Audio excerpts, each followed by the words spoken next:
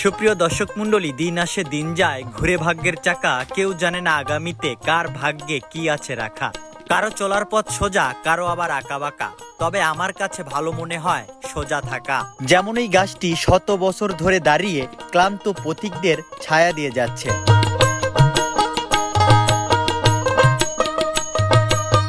গাছটি দেখে মন প্রাণ জুড়িয়ে গেল।